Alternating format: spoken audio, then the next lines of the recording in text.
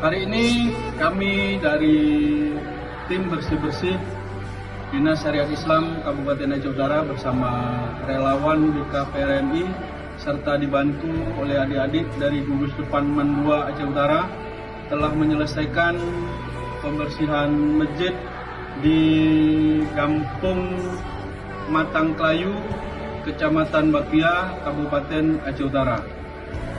Tanggal 24 Desember 2025. Terima kasih.